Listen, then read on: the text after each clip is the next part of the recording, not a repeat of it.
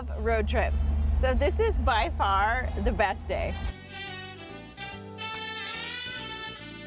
This is an incredible car, Sean. First of all, what is it? Well, this is a 1971 Mercedes 280 SL. It's called the Pagoda because when you have the roof on, it kind of looks like a pagoda.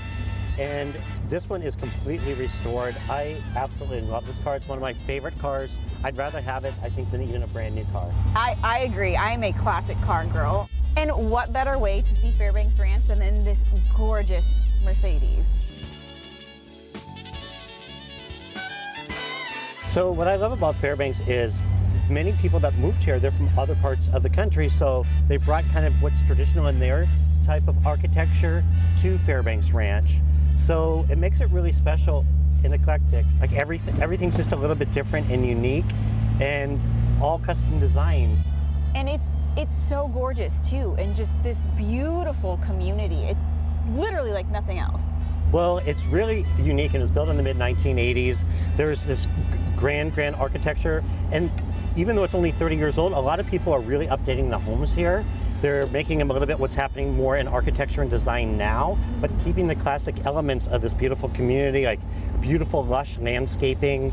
I love driving through here. I mean, look at that view that we have. Gosh, yes.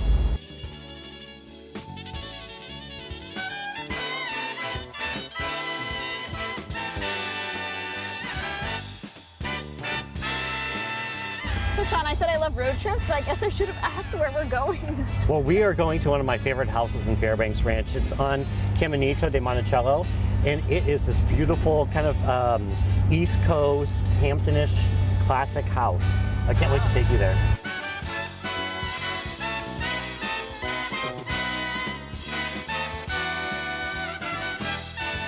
Oh my gosh, Sean, look at this house and those cars. This is how I roll, baby. Please tell me that these are not for us. These are for us. This is so cool. Sean, this is the coolest thing I've ever seen. Here we have a Bentley convertible, 2008. And then we have, this is a really interesting story here. This is called a Project 7, and they only made 35 of these cars, Jaguar, in 2016. And rumor has it that Taylor Swift ordered this car and then realized there was no roof. Basically, it's kind of like a little tinted roof, and the trunk space is really small, so she didn't take delivery, and so a friend of mine bought it. And so this is a true collector's car item. And I have to say, I have a love affair with Bentleys, but this is like 550 horsepower. It's unbelievable. It'd be hard to choose which one I would take. Oh my gosh. It definitely has a loud voice. Oh my God. So I've seen you in a different classic car every day of this week. What's going on? Well, I kind of created my own classic car week this week for myself, and I kind of didn't tell. Classic car week. Exactly. I love it. But I thought it's so interesting because San Diego has a love affair with like classic cars and convertibles. So we have like the best weather. We have like these really cool curvy roads all through Rancho Santa Fe, and so I thought like these houses really deserve cars like this. And we started with the Mercedes. That's kind of like the classic roadster of the modern era, I would say, because the cars before that were a little bit different. And then we've come into like the Bentley and then this Project 7. And just like the Mercedes, those classic, the bones are still kind of the same. I mean, they're convertibles, they're roadsters, they're made for really enjoying the road, but they're updated with technology and design, and they look like they're happening now. And that's the same I feel about architecture. So the house we're at today That's so true. is a really classic traditional style house, but it's so timeless it never goes out of style. And so I wanted to share with things that you can do to a house to really kind of like the same story as the cars, integrate into a home. I love that. So Tawny, I could talk about these cars all day long, but I have a really special guest for you today. And I feel like I know a lot about design and architecture, but I brought a true expert. So I want you to come inside and meet her. I'm excited. Let's do this.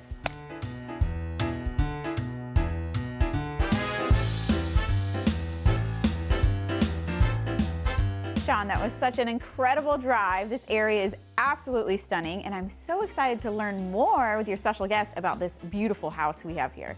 Well, that's why I brought Sue Kelly in. She's a really great designer, and I often bring her in when I have a house that's maybe 20 or 30 years old, and I have these great ideas on what can happen with a house, but I don't know necessarily what's possible in terms of walls coming out, what's like the best thing to do for the house and long term.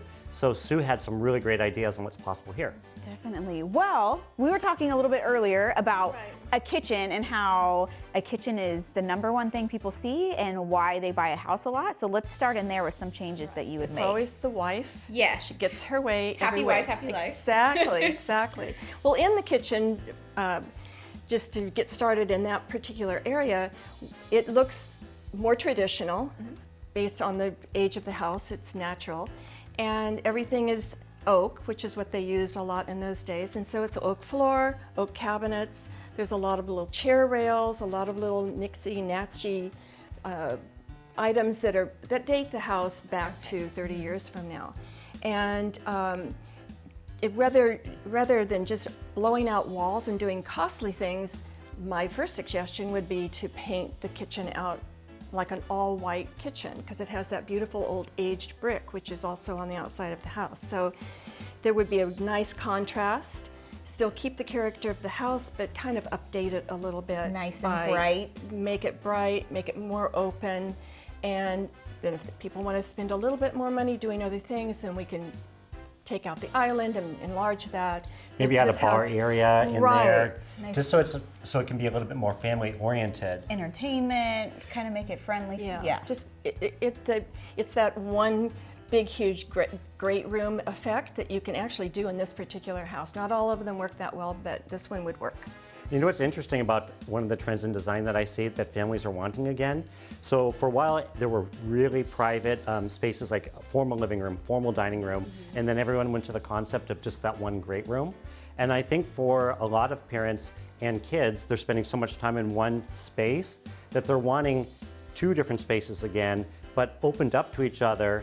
So like in this, it's a little bit closed off. You can open these spaces up to each other, but still have a space for kids and family, and then a space for adults when they're entertaining, which is nice. Keep that a little bit of separation with still the privacy. And I know right now we're in the master bedroom, is that correct? Yes. And you were taking through... Huge master bedroom. Huge! So you said it doesn't have to be that big. Let's bring it down, let's widen this. Well, it's a huge master bedroom in this particular house and a smaller master bathroom. My suggestion was to make this room a little bit smaller, and it would be very easy because of the way the entry is here. It's so huge that we could close that off, make one closet bigger. I like big closet, that's fine. Huger. That's my new word. And then the bathroom picks up probably 5 or 6 feet, and then getting rid of some of the traditional things like soffits in the ceilings, raising the ceilings up.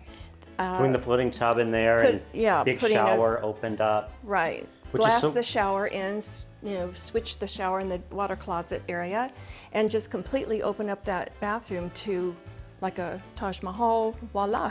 Well, Sue, thank you so much for having us and taking us through this gorgeous home. You're welcome. And much like the cars with the classic lines, Well, I got 2 more for you. We can go in the Project 7 Jaguar, which was ordered by Taylor Swift, or the Bentley. Ooh, Which one tempting. do you want? Bentley, Okay, all the way. here we Let's go.